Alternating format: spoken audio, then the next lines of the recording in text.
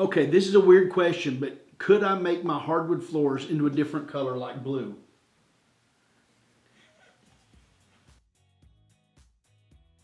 Good morning, I'm Ted Cook. It's my brother Jason Cook. We are with reallycheapfloors.com, and today is our next edition of our podcast where we answer all of your questions, even the dumb ones. You know, some people say there are no such thing as dumb questions. That's just not true. You should see some of these. But anyway, first one, can water damaged floors be fixed, Jason? Yes, they can be fixed if you get it quick enough. Water damaged floors, the main thing is it'll cause wood to swell and buck. Get a dehumidifier on it as quick as possible to get that water out. If it goes too long, you'll never get the warping out of it. Other things, water damage may hurt the finish some, you know, take some of the finish off is another problem. Maybe where you water your dogs or something always stays wet. That can be refinished. Right. What happens, polyurethane, when it gets wet, it softens. And when it softens, it allows the moisture to go inside it. So you'll get a milky look to it. Again, like he said, if it's been there a while, it's probably not going to fix. You can scuff it and refinish it, but you're not going to be able to get that milky moisture out of the finish. It depends as far as the structural issue, if it's a solid or an engineered. If it's a solid floor, it's going to cup.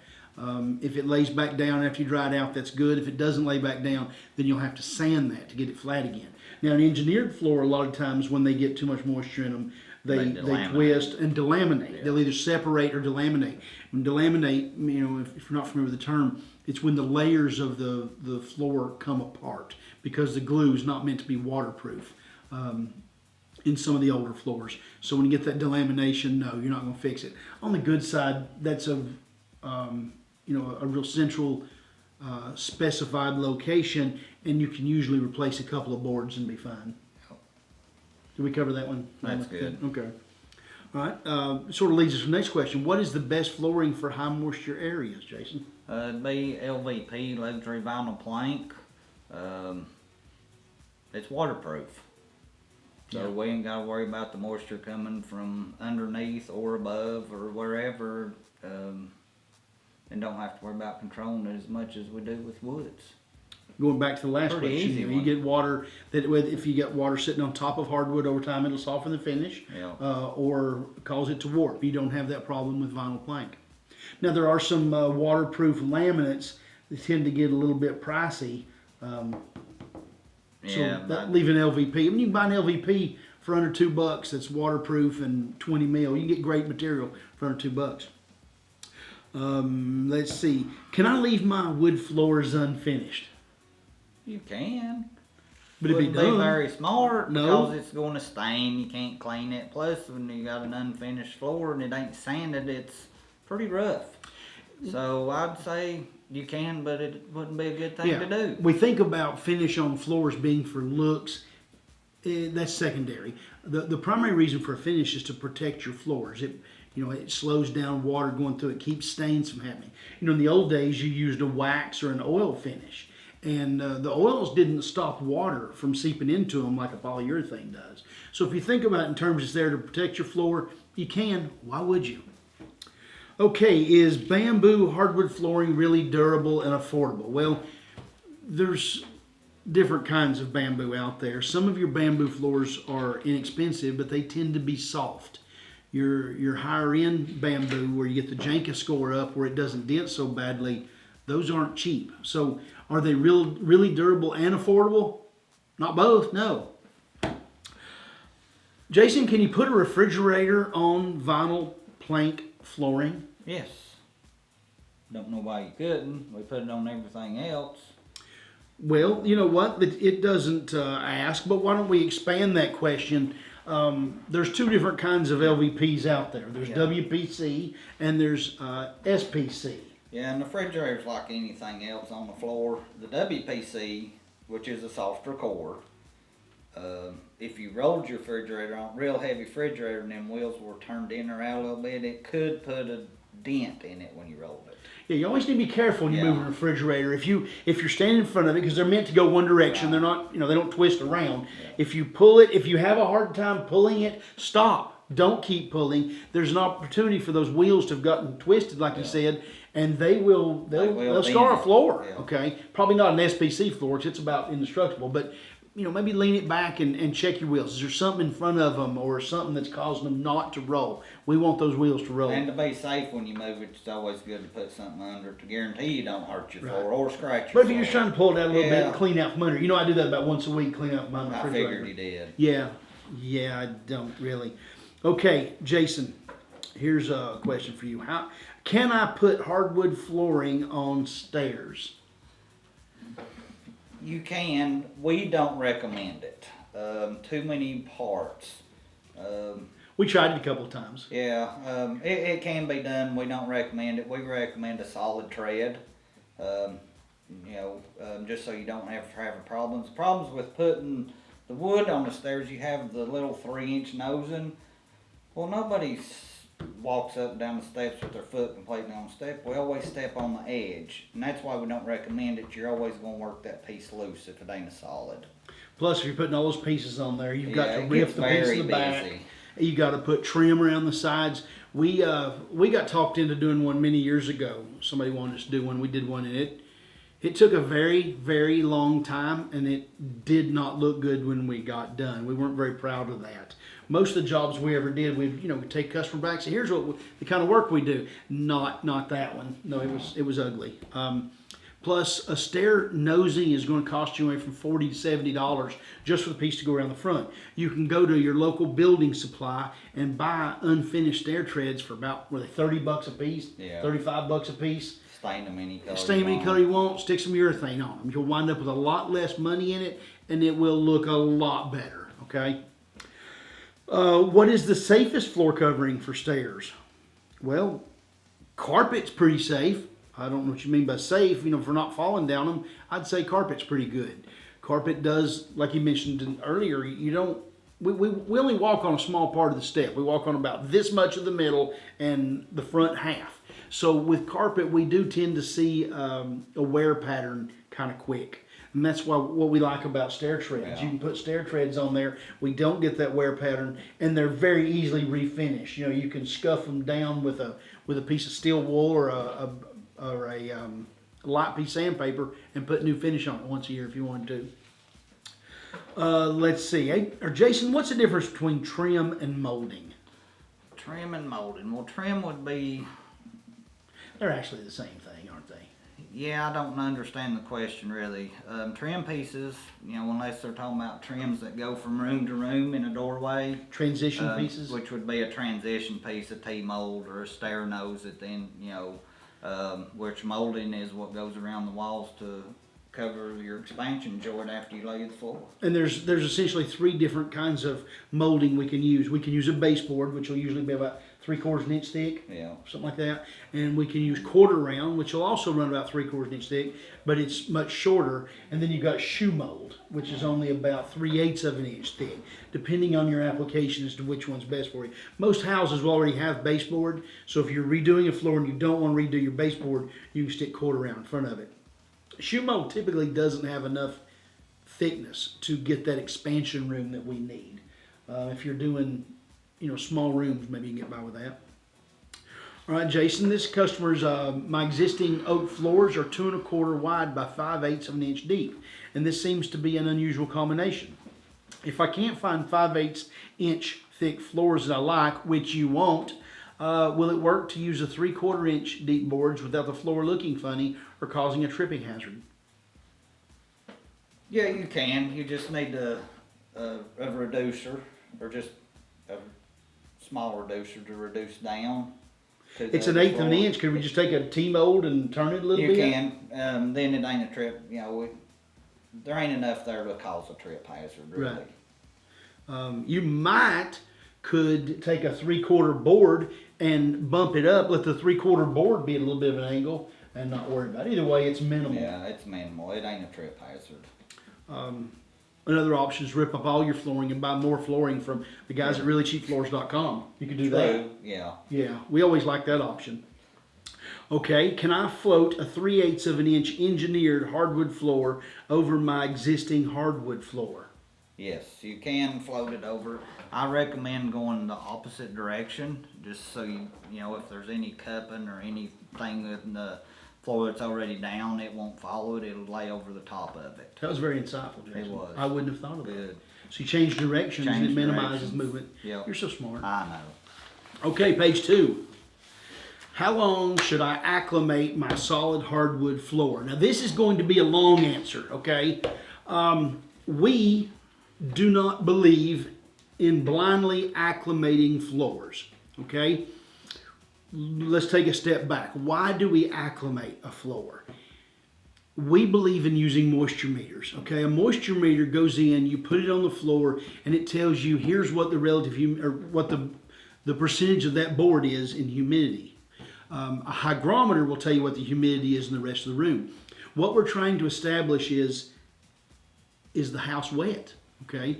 If in today's way they do construction, now we're using a lot of waterproof subfloors like Huberwood products, those oriented strand boards.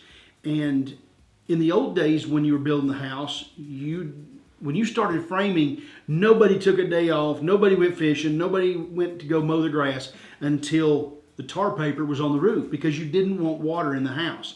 Today that's not as big an issue because some of these subfloors, they don't mind the water, and we tend to get more water in the house, okay? So if we've got a house that has extra water in it, let's say your subfloor is 15% water, and we take hardwood flooring in there and we acclimate it without checking that moisture, we're going to get wet hardwood flooring, okay? So we acclimated it like the manufacturer told us to, but now we've got wet wood. We nail this wet wood down, we turn the air conditioning on, what happens, Jason? It shrinks. You get cracks between the boards you can throw a cat through. Oh, but we acclimated it. Why do we have this problem? Because we weren't smart about it, okay? The most important thing we need to know is how much water's in the house. So if we take a moisture meter, we check that. It needs to be under 15, certainly. We'd rather it be under 12. But if you're putting a solid wood in, then it needs to be within 3% of what the subfloor is. So there's more to it than just acclimating it. Check your moisture. If your moisture is at 10% and your floor is at 8%, do you need to acclimate it? No, there's no reason to. What's it going to do? It'll come up to 10%. Okay, big deal. It was already within 2, start nailing. So we don't acclimate wood hardly ever. The only exception is if a customer tells us, hey, we're not going to run our air conditioning. Okay, then we recommend you buy engineered wood, but we'll set it in there and then we're going to get you to sign off on it because you really don't have any business putting solid wood in a house with no air conditioner. That's our thoughts anyway. And it's not that we're trying to protect us, we're trying to protect you. We want every customer to be happy with their purchase. And this is what we do. We know what we're doing. We've seen most of this before. So the more we share information with you, the more likely it is that you're going to get a great job. Good answer. Thanks. I stayed up all night Yeah. studying for that. Well, here, can I install engineered hardwood over radiant heat? Yes, you can. It's a good idea to know ahead of time what type of radiant heat you're going to have. Different floors have different ways of doing that, but I think probably from an installation standpoint, you would be better served answering that than me. Yeah, I mean, the only thing, a lot of people run the tubes under their flooring, so sometimes you do have to be careful if you're nailing engineered floor that your nail don't go all the way through and hit one of the water lines. That would be a problem. Yeah, because they can't piece them together. You have to redo the whole thing. But if you're gluing it, no problems. Or floating it, no problem. But if you're nailing it, you do have to be careful not to hit anything in it. So you'd recommend a customer that's using radiant heat to do some research ahead of I time? would. Yeah. Yeah. All of our products will say if they're radiant heat approved. If you need that information, just pick up the phone, drop us an email. And we'll most be glad to engineers research that. are. Yeah. Okay, well, here's one that you wouldn't know anything about. How do I clean my hardwood floors? I'll take it. You clean yours daily, so yeah. Practically daily, yes. No rinse cleaners. All right, it's imperative when you clean your floor that you use a no rinse cleaner.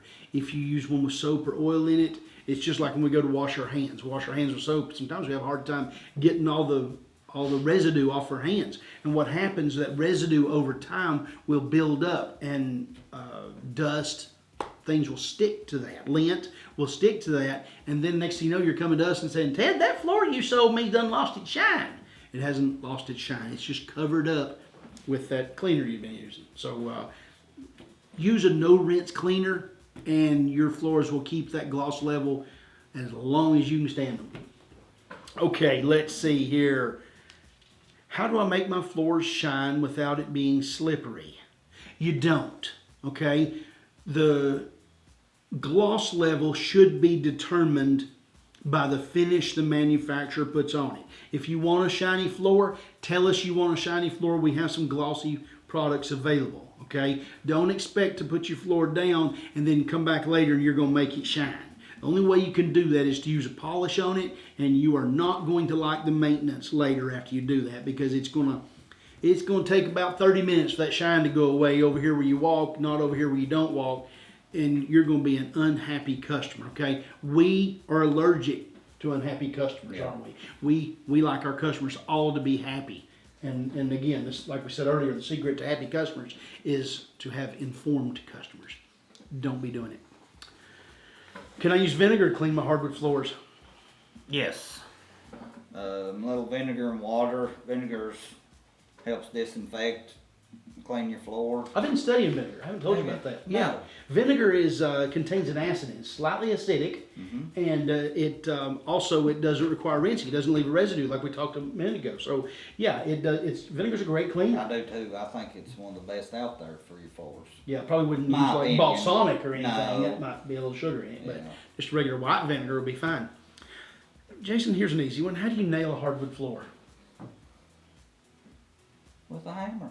And a nailer. Oh, alright, here's a sample. This is engineered, but it works the same way. You always nail, the nailers sit down in the groove, and you nail down in the groove of the tongue. Some people think, or have tried to nail in the other end, and it won't work. Put a nail in there, the next board won't go in. So you always have to nail into the tongue side. Pretty easy. So you don't really use a hammer and nail?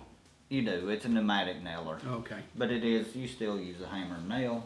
Should I place area rugs on my hardwood floor? Well, now that's a question probably that you need to answer yourself. If you want a fuzzy surface on it, then you probably should use rugs. What's important when you put a rug on a hardwood floor is give it at least 90 days before you put a rug on it. Most hardwood floors will patina, almost all of them over time. They're going to change colors due to light.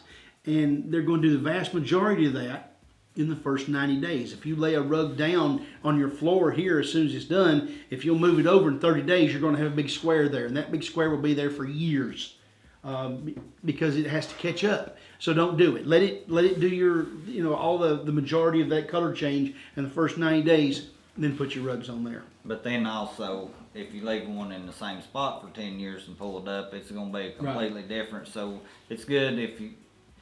Hard to remember, but move it around every once in a while. Same as your furniture. Yeah. If you have furniture where the apron goes all the way to the floor, move them an inch or two just to make that line a little fuzzy. Okay, let's see. There's dark spots on my hardwood floors. What's causing that? Go ahead. How the heck would I know? I don't know what they're putting on their floor. Well, dark spots would typically be caused by moisture. It could be from a leak somewhere. It could be from a pet. Heaven forbid that Fifi would leave a few dark spots on your floor. Watering plants, a lot of times if you have them sitting, it leaks a little bit, and then you move the plant and there's a water spot there because it's just kept going down and down, so that'll cause it. Yeah, you can feel the texture of the surface a little bit. If you see a little bit more texture there where the spots are over here where they're not, that's probably a moisture issue. How do you get rid of those? I think a rug would be a good way. Yeah, a rug would cover it up. A rug would cover it up. But it wouldn't get rid of it. Well, you wouldn't be able to see it. No. All right. Just trying to help. How do you get candle wax off of your floors without hurting it? Heat the wax or heat a putty knife and let the heat take the wax off instead of the edge or abrasion. We don't want to abrade our hardwood floors, but heat won't hurt them. So if you have candle wax on there, just heat a butter knife or a spoon. That kind of sounds bad. Heating a spoon, yeah. But just heat something hard metal that you can gently scrape that off with. Without a sharp edge. Without a sharp edge, yeah. Good job. Okay. Why are wide plank wood floors so popular? Are they better, structurally speaking? No, they ain't better. All made out of the same wood. It's a preference. People are seeming to like the wider look better. Don't know why. You're more apt to have problems out of wide wood, ain't you, if it's solid? If it's solid, yes. Most of the wide stuff that's driving the market right now is engineered. You're looking at 6, 7, 8-inch wide stuff. We don't sell any solids over 5-inch. Just too many problems. We don't want to listen to you gripe about it. So we sell you these wide engineered floors. Good answer. Thanks. As far as structure, a longer board helps because it bridges over maybe some bad spots in your floor. You know, if you had some high spots or low spots, a longer board will minimize that. But I don't know, wide planks are popular probably for the same reason that gold's more popular than silver. It's a little bit less available. Wide stuff costs more because when you're grading wood, it's hard to get. The bigger the piece is, the less yield you'll have due to grading. So that's why they're more expensive. Okay, this is a weird question, but could I make my hardwood floors into a different color like blue? Well, I'm sure you could if you wanted to. If you sanded them all down. Why would you want to? If you sanded them all down, you can paint it any color you want. Is it going to last? Nah, probably not. It ain't going to change back. No, you'll never get it off. Now, would we stain it or would we? Because, I mean, there are some stain colors I've seen that look kind of good. I've never seen a blue stain. Not a blue one on a hardwood floor. I didn't mean that. No. Don't stain your floor blue. If you want a blue floor, go buy a rug, okay? If you like it, maybe later we'll talk. But it's true, this is a weird question. Yeah, don't stain your floors blue. Now, red, that'd be cool, but not blue, no. Is hickory a hardwood or softwood? Well, it's a hardwood, certainly, but we try not to use general terms like hardwood and softwood. There is a test out there called the Janka test, Janka. Mr. Janka several years ago came up with this test, and essentially what he does is he compares woods, or the density of different woods, by how many foot-pounds of pressure it takes to drive a .44 caliber steel ball half its thickness into the floor. Okay, now granted that's not something we're going to do very often, but it does give us a way to compare floors. Hickory has the highest Janka score of any domestic wood. Okay, Janka's a little over 1830 or something, 1820. Where oak will Janka at about 1250, pines down around 600, hard maples about 14 or 1500. So it's harder. Another thing about hickory is because it has so much contrast in it, between the hardness and the contrast, you don't see the change in appearance that you would have, say, in a select maple where it's all the same color. Right. So there's really not a more durable wood available than hickory. Let's see. Why is hickory so expensive? Is there a wood similar to it but a bit on the cheaper side? No. Hickory is expensive. Again, it's a supply and demand thing. There's a lot of demand for hickory because it makes such a great floor. 15 years ago, we only sold hickory in natural colors. Nobody wanted the stain colors. Well, now you're seeing, over the last 10 years, we've seen a lot of people wanting stain colors. So it's really driven the price of hickory up a little.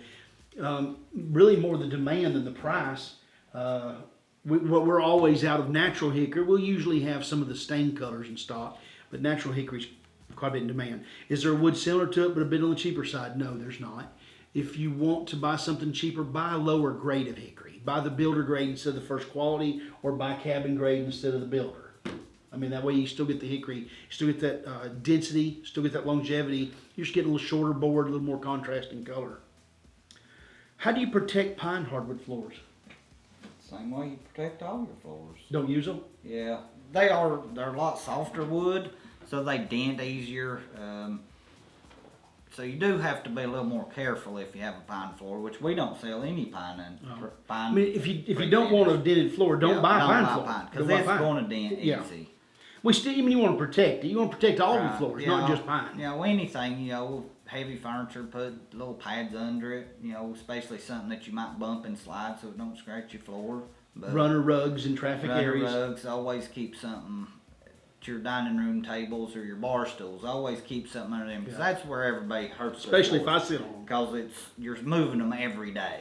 Something else a lot of people don't know about, but a walk-off mat is huge, okay? When you get one of those welcome mats outside your door, they typically have some thickness to them. And that's intended so the dirt and the sand and all those particles can fall off of your shoe down in that mat instead of getting on your floor. Because that material falling off your shoe causes abrasive wear.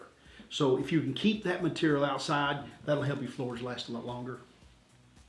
What kind of finish will not darken my hardwood? Water-based doesn't really change the color at all. Water-based finish. Oil-based finishes have the gold tint, so they're going to make it a little yellowy gold color. Does an oil-based floor, you think, does it patina a little bit more over time than a water-based one? Probably. I would think it just because the water-based is a lot harder to finish anyway. So I think it'll darken less. Almost all of your almost all of them are finished with water-based polyurethane with aluminum oxide. On a job site, probably most of them are finished with oil-based. It's a lot cheaper. Oil-based is a lot cheaper and easier to work with when water-based than than water-based. If you're going to do a site finish floor, certainly in your own personal home, you've hired somebody, ask them to use a water base. You can buy, there's a couple of them out there like the Last product. Bonnie has one, they have them that have aluminum oxide in them that are water based, and we did one, Jason did one in my house a few years ago, and it was awesome. It didn't change the color of the wood, it just really looked good. I'm not a big fan of orange colors in my floor, and that's the advantage of a water based. Okay, can I apply do-it-yourself distress on my hardwood floor? Can I add my own hand scraped effect? I wouldn't recommend it. You're going to have to beat it up. Yeah. Hand scrape, be hard to do yourself in the whole floor if it's already installed, because most of it's done beforehand. If you scrape it, now you've got to finish it. And when you start looking at the expense, you can walk into our store and buy a hand scraped floor for under $4 any time. So if you're going to go out and buy an unfinished floor and scrape it and then finish it, you're going to have $5 or $6 in it, but not counting your time scraping it. So you can. I wouldn't recommend it. Yeah, I wouldn't do that. If I wanted it distressed, I'd just beat it up with a chain or something, and that'll do it just the same. How far do you guys ship? All over the United States. We ship some to Central America a few times. We've got a customer in Honduras that buys from us. We'll ship it just about anywhere. Wood is pretty heavy, so in some routes it can get a little expensive to ship. But if you're interested in something like that, give us a call. We'll be glad to run you a freight quote, and let's just see if it's economically feasible. Is red oak rot resistant? If not, is there a wood that is rot resistant? No, it is not rot resistant. Do you know of a wood that won't rot? Yeah, some it doesn't say is it rot proof. Woods, like we talked about the Janka test, there is ways you can compare them. There's also ways when you get into your wood manuals, your lumber manuals, some woods resist rot more than others, like your South American woods, the Ipe, which is called ironwood sometimes, or the teak. Those woods will be more rot resistant. That's why you see them used outside. As a general rule, the harder the wood is, the more rot resistant it is, but that's not always true. So if you're wanting a rot resistant wood in your house, you probably need to take a look at why do you want a rot resistant wood. It's easier to remove water and what things that would cause the rot than it is to buy a floor that's rot resistant.